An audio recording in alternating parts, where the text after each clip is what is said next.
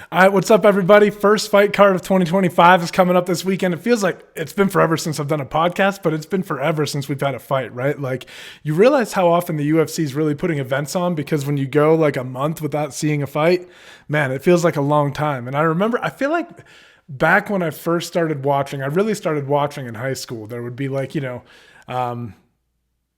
Rampage versus fucking Chuck Liddell or some shit like that. And it really only would be like maybe once a month. I feel like they'd have a pay-per-view a month. And then I remember they started sprinkling some fight cards in there. But now it almost feels like weird when you get a week off from fights. And then 2 weeks is really weird. And to go a whole month since the holidays, man, it's been a long time. And there's a pretty good card coming up this weekend. Obviously, a lot of the excitement, though, is going to be around Makhachev versus Sarukian, right? That happens next weekend. But this is still a good card and a good way to kick off 2025. Headliner between Mackenzie Dern and Amanda Ribas, two ranked ladies in the division that are maybe arguably, especially with the way that the 115-pound division is set up, it really does feel like you're a win or two away if you're a top contender from earning a title shot, right? Because, I mean, look at Tatiana Suarez, despite her inactivity. She's going to be challenging for the title coming up here this year, right? So fingers crossed she doesn't get injured. One of the best, probably the best wrestler that the UFC has seen, maybe MMA in terms of, strictly wrestling ability. Tatiana Suarez is at the top of the heap. You think about people like Sarah McMahon. You think about Carla Esparza, obviously, is very accomplished, but there's something about the way that Tatiana puts it on girls that makes her feel like she's very dominant in that regard, very like Khabib, Daniel Cormier-esque. Like when they take you down, you have something to worry about. So, yeah, very exciting. But with the way 115 is structured, Mackenzie Dern and Amanda Ribas, this could potentially be a title eliminator depending on how things shake out. So we'll see. But a couple of announcements really in like the fight world, like news and stuff. I don't know if you guys can tell, I switched cameras. I bought this fucking 4K camera, but I feel like my iPhone works so much better. So I've just switched to that. It syncs up to QuickTime Player on my fucking Mac and good to go. But anyway, some big fight announcements. Dominic Cruz is going to be fighting Rob Font. That's a tough fight, but they're going to be fighting as the co-headliner in Seattle.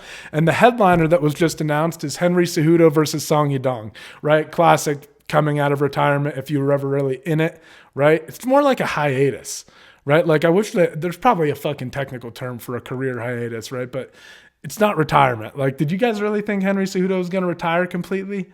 I didn't. It felt like he left a lot on the table out there. And it's going to be exciting to see him come back. And against Song Yadong, which isn't an easy fight either. So you've got these, Rob Font's more, he's established, he's a veteran, right? Like, but Song Yadong is a legit top contender right now and an up and comer. He's had some really tough fights and it feels like he's just probably like a little bit away from getting up into that like top three, right? Like he's a few fights away from that. So tough fight for both of these veterans, but a card that I'm looking forward to, and that's going to be in Seattle. Okay, sorry, had to get my laptop plugged in. It was dying. We're good to go now. But yeah, in terms of news and other stuff, I don't know. I know there were some other fight announcements. I saw they booked like Alex Hernandez versus Kurt Hollabaugh, and I'm probably missing a few, right? It's been a long time since I've done a podcast, so I'm missing a bunch of shit. But let's move on. Let's get into the fight card, right? There's going to be like 8 fights on the prelims. We're not going to break those down in detail. A few good fights, though. It's interesting. Joe Selecki is going to open up the prelims. He's the first fight of the night. Thiago Moises versus Trey Ogden is an interesting fight. Ihor Potieria versus Marco Tulio. Felipe Bunez versus, struggling with names, Jose Johnson is the prelim headliner. But let's just get into the main card, right? And the first fight that's going to kick things off is Uros Medic versus Punahele Soriano. And this is an interesting one because, these guys have moved around weight classes a little bit. Both of them have, right? Soriano, when he first debuted in his professional MMA fight, he fought as high as heavyweight, and he's gone down to 170 now, had a little bit of a stint in the UFC at 185, but most recently picked up a win at 170. And Medic is kind of on the other end. He's kind of gone up to 170. I think he was like a big lightweight, if I'm not mistaken. And he's ended up settling at 170 pounds. I think he actually started his UFC career off. Let me double check this. I think he actually started his UFC career off in the lightweight division. So both of these guys have kind of bounced around, but on opposite ends of the spectrum coming to 170. Now, versus Tim Means. No. He returned to welterweight in his fight against Semmelsberger, right? And by that point, he had already had 3 fights in the UFC, both at lightweight. That's right. He knocked out Omar Morales and then moved up to welterweight. So it was interesting to see him move up after a knockout win. But Medic is a guy, man, who he's finished every fight he's been in, 8 knockouts, 2 submissions. And Soriano is a guy that packs a lot of power. And he really, if he can implement it, he brings like a straightforward, just wrestling heavy style. Like he'll pin you up against the cage, hit you with ground and pound, and just kind of overwhelm you with pressure if he can find that avenue. I think that this fight is a good fight because of that, right? Because Puna has that like game-changing power, and he can turn the fight on its head at any given minute. But for Medic, I think when you watch him, there's something special to his movement, just the technicality in the striking, the way he gets in and out of things. He circles a lot, so I don't think he's going to allow Puna to really push his back up against the cage. I think he's going to have to fend off a few takedowns just because I think Soriano is probably going to pressure him and just try to bully him, right? Like sprint through him and get to some of these takedowns, pin it up against the cage, especially because, like I said, the movement and everything, man, I kind of feel that this is a difficult fight for Soriano in the striking department. He can always land that shot, like I said, that makes things interesting and kind of turns it all around. But Medic is very precise, and I feel like he also, one of the things that he does really, really well is he establishes and controls the range too, right? So on the feet, this feels like Medic's fight, and I just feel like if you look, Medic got run over by Anthony Hernandez, right? But Fluffy is a different kind of wrestler than Soriano is, in my opinion. I mean, both those guys, they like to come forward, pressure you, put it on you, but there's something special about the way that Hernandez puts everything together. And you saw Medic a couple times get back to his feet, but just got mat returned over and over again. But I just feel like when Soriano, if he tries that game as well, the defensive tools are going to be there for Medic to, even if he gets bullied at first, if he gets taken down to the ground, I think he's technical enough that he'll get back to the cage, walk himself up, find that separation. And I think Soriano will get more and more tired as those takedowns get more and more trying. So I like Medic in this fight, but you can't discount Soriano's power and his pressure. It could be that he ends up breaking him and he doesn't have to stay on top of him, but I just think Medic is too defensively sound in the grappling department. And I think that he's going to be a little bit too much on the feet, and I think he's going to confuse Soriano when it comes to the striking. So I'm picking Medic in this fight. Next, we have a very interesting one here, right? Austin Bashi versus Christian Rodriguez. Rodriguez has missed weight a lot, but in this fight against Bashi, he's in familiar territory, right? He's done this before. He's fought Cameron Simon. He fought Raul Rosas Jr. and then Dolgarian, right? So, and 2 of those guys in Dolgarian and I just said his fucking name. Why won't it come to me? Raul Rosas Jr., right? Both of those guys have very wrestling heavy approaches, which is what Austin Bashi has, right? But Christian Rodriguez is no stranger to stealing zeros from these undefeated up-and-comers, right? These undefeated prospects. And the biggest difference maker, I think, though, really is going to be the ability to output energy. Because I think if you look at Rosas Jr., he's actually developed a lot recently, but if you look at him in that fight against Rodriguez, I actually think that when he wrestles, his game is a little bit more tailor-made for MMA than Bashi's game is. I feel like Bashi makes a few mistakes. He gets overexcited. He dominates he dominates the exchanges, but I just think that he gets going a little bit too far in this direction sometimes. You know what I mean? Like if things slow down, I feel like really Rosas Jr. and arguably even Dolgarian, they have a better fundamental wrestling style for MMA, right? Or at least they figured it out. They figured that the technical part of their game out. Maybe I'm wrong. Maybe Bashi has closed those gaps, but I think that the difference maker though is the energy expenditure. I think that Bashi is still going to be a significantly better wrestler than Rodriguez, but because of his cardio, I think he's going to be able to push the pace for all 3 rounds. Whereas he's seen people repeat this mistake already. So he should be able to avoid it, and his camp should be able to if he's smart.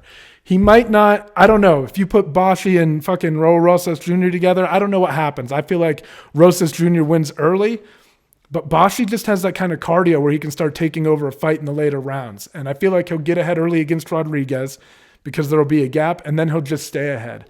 With Rosas Jr. and Dolgarian, you saw the energy expenditure, they burned too hot too fast, right? And once they did that, they were out of energy, and Rodriguez was able to get himself back into the fight because of that. So I think that Boschi's cardio maybe eliminates that. But like I mentioned, there might be a few gaps in Boschi's game. He's a little bit green, and Rodriguez has seen this before. He's going to have his own tricks and everything to get back to the feet. So Rodriguez is a heavy underdog in this one, and I don't know. Do you just ride the hot hand? Because Rodriguez, he has seen this before. And yeah, the pace will be there, but I'll tell you what's exhausting, even if you have great cardio, is when the guy keeps getting up over and over and over again. It's like wrestling's very momentum based in the UFC, it feels like. Like if you get the first takedown and then you get the second takedown, it feels like you're going to get every takedown thereafter, right? But when you get the takedown and a guy stands up and then you get the takedown and he pops up again, it's like that tends to be the direction that those grappling exchanges are going to go throughout the fight. So to me, it depends on if Austin Boschi can keep him on the ground, and I'm very interested to see if he can. If he can at least just get him down and mat return him, similar to how Fluffy did against Medic, right? If he can just every time make him work really hard for it and then just drag him back down again, that can be deflating too. But we'll see. This is an interesting fight, and I kind of feel like I think Boschi is going to win. But if I'm betting money, Rodriguez as a dog is not a bad bet. Like I said, he's been here before. He's done this. I wouldn't mind throwing a little bit of money on Christian Rodriguez as the dog in this one. Next up, we got Chris Curtis versus Roman Kopylov. And Kopylov has been on a bit of a tear lately, right? He obviously...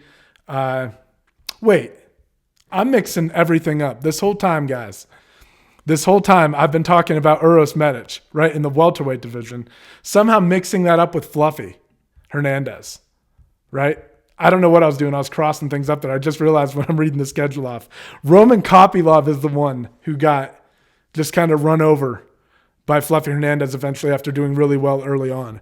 Uros Medic, who did he...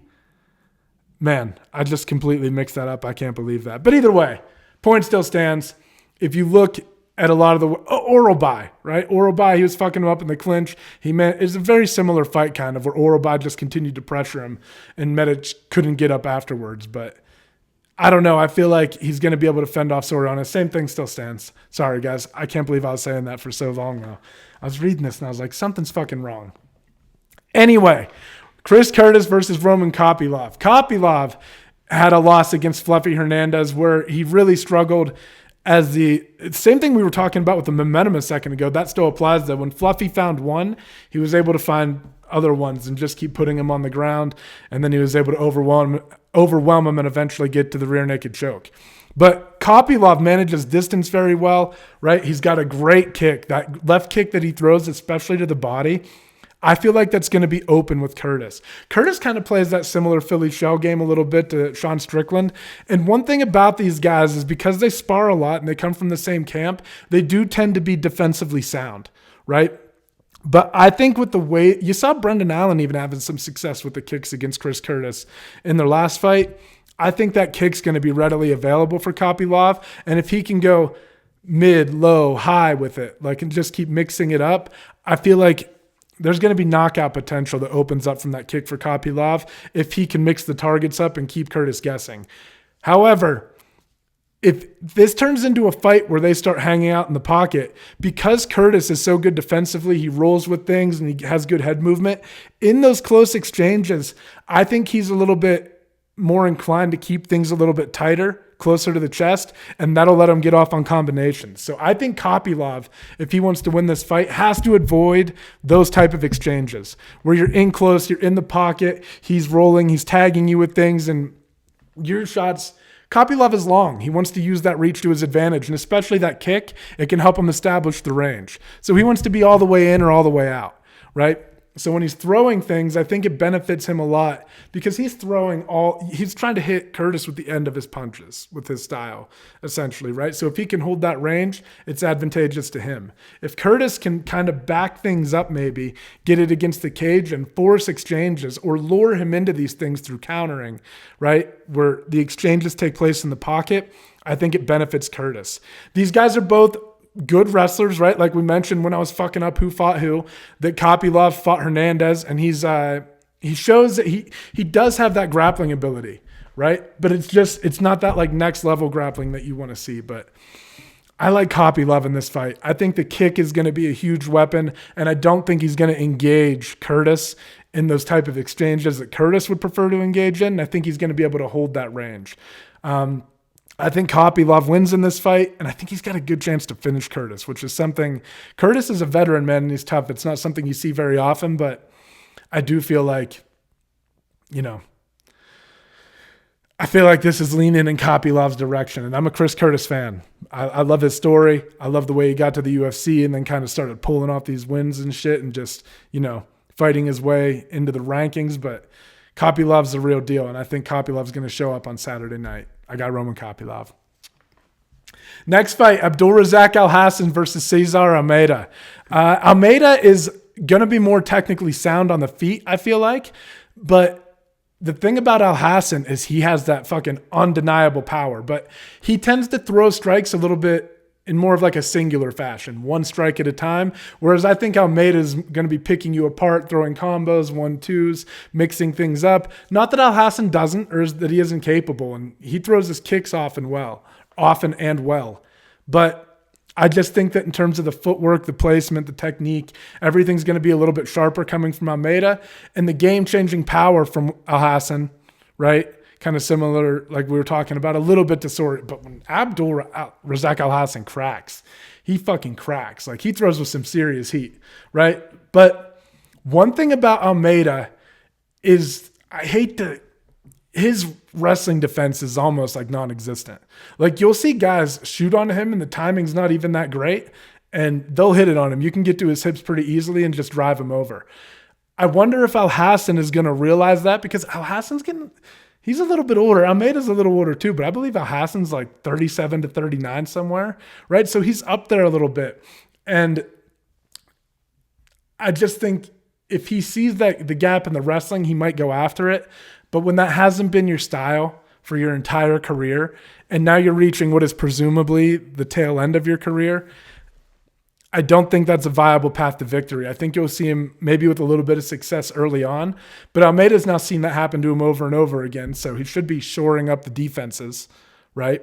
He should be working on those things and fixing those things, and I think that if Alhassan takes that approach, he's going to burn himself out. And in a striking contest, he can always land that big shot, but I just think Almeida is cleaner, and he's more likely to finish Alhassan or just beat him up over the course of 3 rounds and get the decision. So for me, I really like Almeida in this fight. I think a change in game plan from Alhassan comes at a cost, and I think that if he has to play the game on the feet, unless he lands that power shot, which he can, the odds lean in favor of Almeida, in my opinion. So I like Almeida in this fight. All right, another interesting one. Carlston Harris versus Santiago Ponzinibbio. Harris, man, is long, but he is not afraid to engage in a firefight. Like, things are snappy when he's out at range, but he will just sit in the pocket and fucking wing punches. And honestly, though, I feel like that's when he starts to get clipped, because he is such a long guy. This is what I was talking about with Curtis and Kopylov a little bit, but I feel like it's even more exaggerated with a guy who's really long like Harris. Because he's so long, those punches, when you're tight in the pocket, take a while to get there and retract, right? So when you're holding the range, it's great because the guy can't reach you. But when you get into a slugfest, the guy who keeps things tighter is going to be able to land those shots a little bit faster, right? So I feel like his willingness to engage in those type of like wild, chaotic fights, sometimes it'll play out in your favor. You'll get the timing, you'll land it, but it can also swing in the opposite direction like it did against Chaos Williams, right? Where he got, boom, the right hand came through, and Chaos is just more compact. And when you exchange like that, man, the guy who's in tight, he's usually going to win, right? So Ponzinibbio is probably going to, you know what I like about Ponzinibbio a lot in this fight is that he throws combinations. And not that Harris doesn't, but Santiago's an experienced kickboxer. I think he's going to beat the legs up. He's going to be multiversed in his attack. He's a good grappler, right? And he knows that Harris has a nasty fucking Darsh or Anaconda, right? Either, I don't know. I can't remember which one he hits off the top of my head. But when he gets guys down, especially like, who did he fight? I think it was Gooden. Where Gooden was just dumb. No, Jeremiah Wells, I think it was. I think I've been fucking things up so often, guys. Let me look this up and make sure that I'm not getting it incorrect, because I've been misleading you guys with the whole thing earlier. I'm saying names all over the place. Jeremiah Wells, where he really got dominated in the wrestling for 2.5 rounds, but then he just cinched up that guillotine that he was going for, turned it into an anaconda, and got the finish. So you know that you have to watch out for that. And I think a veteran like Ponzinibbio is going to be savvy to that. He's not going to put himself in those situations. He'll be able to avoid them. And I think the fact that he'll pressure and throw combinations on the feet, I think will help him out a lot, especially if he mixes up his weapons. Again, the key for Harris would be to hold the range. I think he's going to be a little bit longer than Ponzinibbio, but I think that his willingness to engage is going to benefit Santiago. Now, it could end up favoring Harris if he can connect on one of those things, but I think it'll let Santiago open up with the striking, present him with opportunities, and I think he'll win this fight. I also just think his wrestling's probably a little bit stronger, so his ability to level change, mix all of his weapons up, I think is a little bit better than Harris's, so I got Santiago in this fight, but I think it's a very close fight. All right, headliner, Mackenzie Dern versus Amanda Ribas. Ribas has been, I know she just lost recently, and throughout her UFC career, she kind of like goes back and forth between winning and losing, but I still feel like Ribas has weirdly kept accelerating upward in her career. And one of the things that is really great about her is that she has great forward pressure and she just never stops coming forward. Now, when you run into someone like Rose, who's a little bit of a veteran, right? She's seen stuff like that. She's very crisp in the striking department. She can beat you with technique, timing the takedowns at the right time. Like, I feel like Rose fought Ribas like a true veteran fights Ribas. But for Dern hasn't ascended to that championship level yet. You got to remember that Rose has. And Dern struggles in the wrestling department. I feel like her hips are always really far back and away. She has trouble closing off that space to get the fight to the ground. And even when she does, I feel like the results are varied. Like, yeah, she could submit anybody in the world, but she didn't submit Amanda Ribas the first time.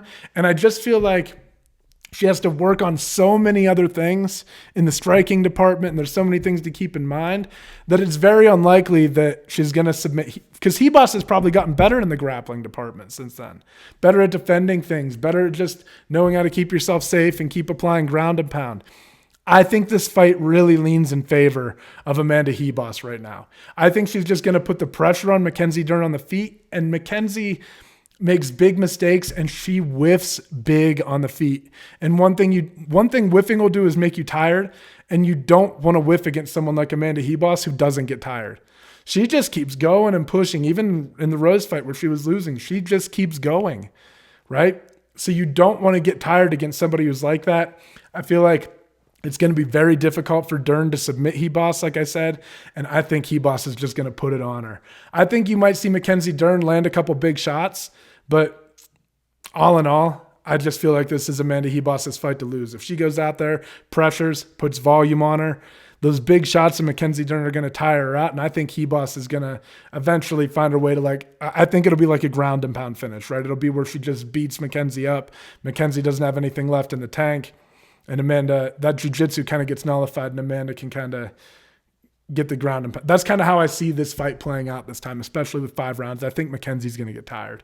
If she can't hit something quick and clean, like in terms of submissions when they're dry, or hit her with a big shot that rocks her, finish her from there, jump on a submission from there, right? I just think it's a tough fight for Mackenzie Dern. But it's fighting. Anything can happen. So we'll see. That's going to be an interesting card. Like I said, not a lot of huge names on it, but there's some good matchups throughout the card. And obviously it's building a little bit of anticipation for the Makhachev versus Sarukian fight next weekend. Also got Merab versus Umar, Jamar Hill versus Yuri Prohashka, Benil Dariush versus Moicano, and Kevin Holland versus Renier de Ritter.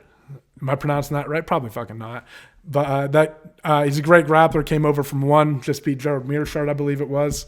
And yeah, great card next weekend. Prelims are fucking pretty stacked as well. Jailton Almeida versus Spivak, Peyton Talbot versus Barcelos, Guskov versus Johnny Walker. I mean, there's some Grant Dawson versus Diego Ferreira is on the prelims. yeah, next weekend is a great fucking fight card. So I'm excited for that. But this one coming up, it'll tide us over until then. And yeah, thank you guys as always for tuning in. Much appreciated. If you guys enjoyed, do me a favor, hit the subscribe button, give it a thumbs up. Let me know who you guys think's going to win down in the comments. And I will catch you guys next time. Thank you.